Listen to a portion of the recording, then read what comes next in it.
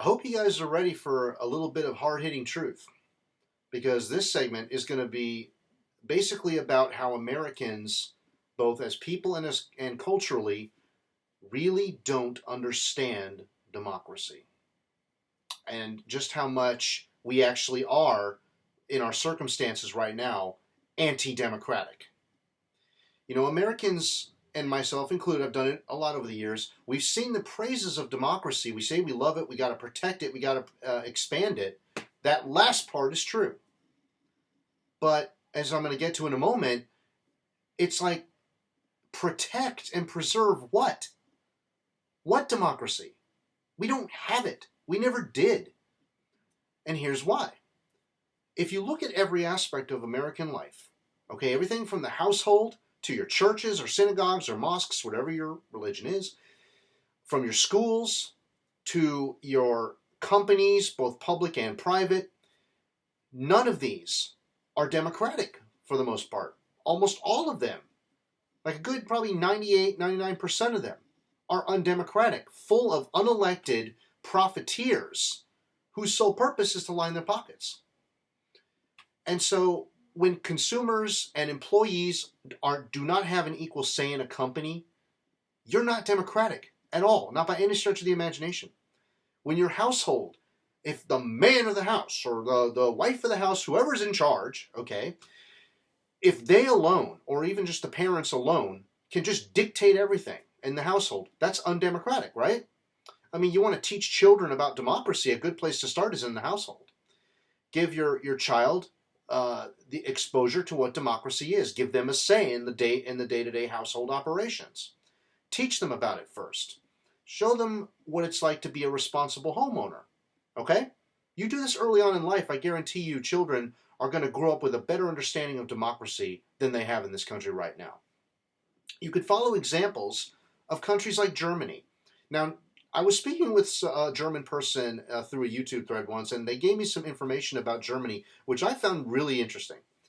They use a very, I would say, they told me, a Marxist approach, a communist approach towards schooling their kids in such a way that their kids are introduced to democracy in the classroom actively. Their listening skills, their critical thinking skills are two of the most nurtured and sought after skills that they build in their children from a young age. They're taught to look at each other, to talk to each other, to listen to each other, take in different ideas on a variety of subjects. This introduces children to democracy at a fundamental level. And it's one big reason why Germany enjoys a multi-party system. It's one reason why they have the social programs that they enjoy today. Yes, they pay handsomely for it, but you understand the history of Germany and everything leading up to it to understand why prices are so high. It's not just one cut and dry reason or two or whatever. But that said, you can go to, what's a good example here? Okay, I said Germany. I said, I want to say we'll use Denmark, okay? Because there's a whole bunch of them here. Denmark has a 53% unionization rate. I know I've mentioned that several times. But this puts employees on a more even playing field and allows them to come together and come to the table with the employers, which puts them, just in terms of not just numbers, but in balance of power on equal footing. And this allows them to have a better standard of living because they used democracy. They used talking the issues out. They used negotiating. They used, okay, here's my issue or our issue, here's what we need, here's what I want, here's what I want, and so on, and then back and forth, right? That's how negotiations work. But it's because of democracy and their devotion to it as a culture, as a people, that they're able to get what they want. In this country, we have no such power yet. At least we haven't demonstrated it in so long. Back in 1980, that's when the real dismantling of unions began under Reagan, or got hit the hardest. And ever since then, Americans have been virtually clueless as to what democracy actually is because we've been so subjected to this authoritarian way of life. The households, the churches, schools, workplaces, even in the halls of Congress, despite the dog and pony show, the pro wrestling show we see with suits and ties as opposed to tights and ring ropes. That doesn't mean we have democracy. It's a show. That's all it is. at the end of the day, we know the two major parties agree with each other on most things. They're all about profits. They're all about serving corporate interests and their own interests. So it's not democracy. The same thing as voting in elections. Even the most authoritarian regimes in the world, Russia, China, North Korea, they have elections. That doesn't make them democratic, not by any stretch of the imagination. Same thing here. If we're voting in elections between two corporate parties and few Americans are aware that any other parties in the country even exist, that's not by accident. That's by design. The media's not going to tell you about it because these other parties are not going to positively affect their bottom line, so they want to leave them out. That's why it is the way it is, and why Americans are so clueless on many of these issues and many of these parties, and that there are other options out there. So that is how we are conditioned to be anti-democratic in this country. That's why we have a lack of democracy. And then you go into schools, of course. I mentioned Germany and their system earlier. We don't have that. What we have in this country is very similar to our prison system in our schools. Rank and file, sit down, do as you're told, no talking, no chewing gum, don't talk to your classmates or your cellmates, don't do this, do as you're told, rise up and marching time and all that stuff. All that. That means we are anti-democratic and pro-authoritarian by the very nature of how we have allowed our culture to evolve. So it's so easy for us at this point to conflate terms like socialism or communism with authoritarianism or totalitarianism because we experience it every single day. We're used to it. We know what it is. We've just been so thoroughly brainwashed into thinking it's not.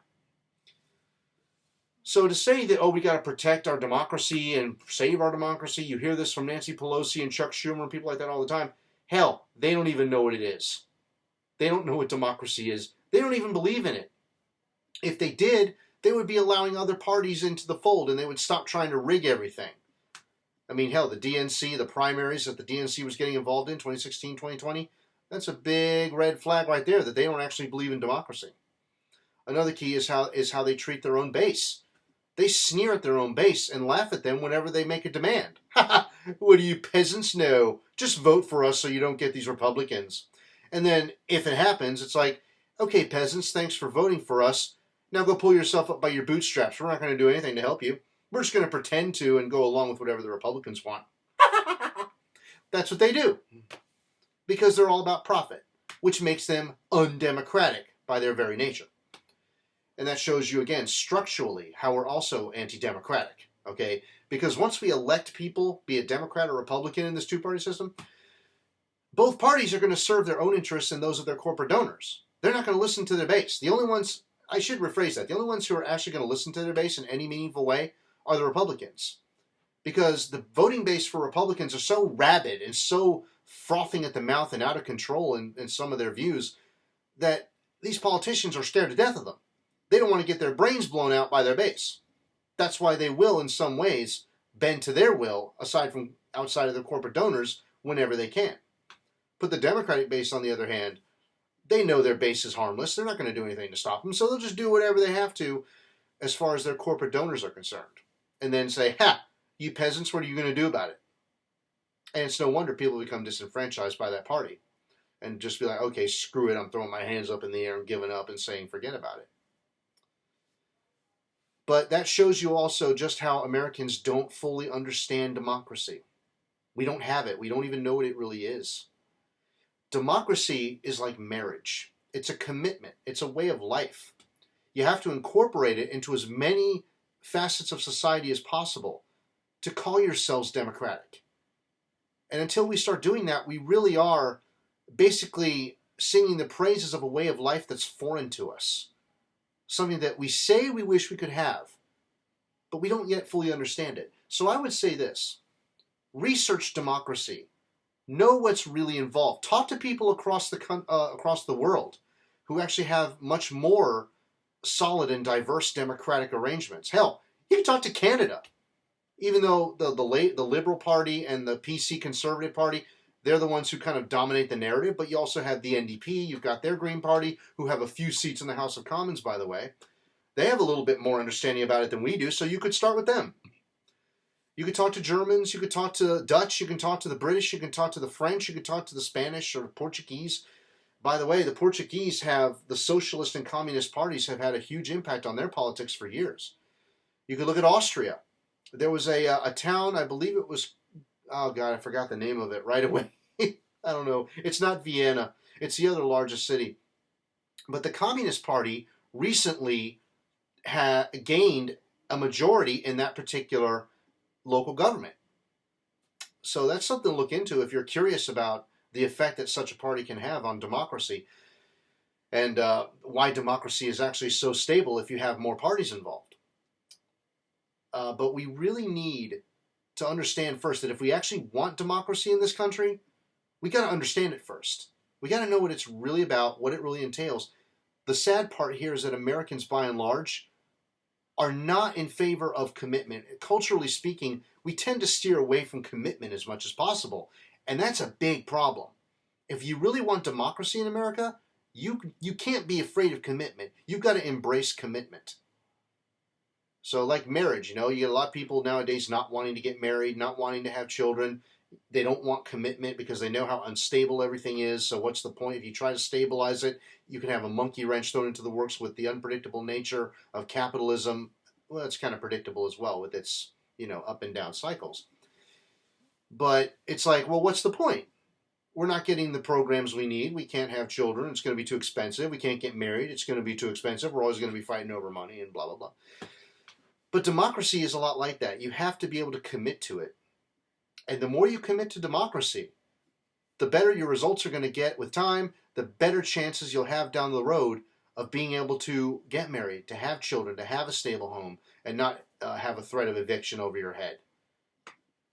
So we don't understand democracy. We need to understand it in order to move forward as a country. So learn about it, incorporate it into your lives as much as possible. Try to incorporate democracy into your households, into your school settings, churches, your workplaces as much as possible. That's how we can get it in this country. It has to be a grassroots effort. It's not going to occur from the very top because they don't want democracy at the top. They want authoritarianism because they know that democracy poses a threat to their bottom line. Democracy is the biggest thorn in the side of capitalism. So that's another thing to understand. Democracy and capitalism, you really can't do both at the same time and ultimately have longevity. You know what I'm saying? You're constantly struggling to keep one dominating over the other. So it's either democracy or capitalism. In the end of the day, you can't end up with both. It's going to be, how powerful is the movement towards democracy compared to the movement to expand and solidify capitalism? So the power of the people has a lot of power when it's unified. First thing to do, again, finally here, learn about it. Learn democracy. Incorporate it. Start using it in your daily life. Expand it from there. And pretty soon it's going to start reflecting in the political discourse and the economic discourse. And then we can start calling ourselves a democratic society.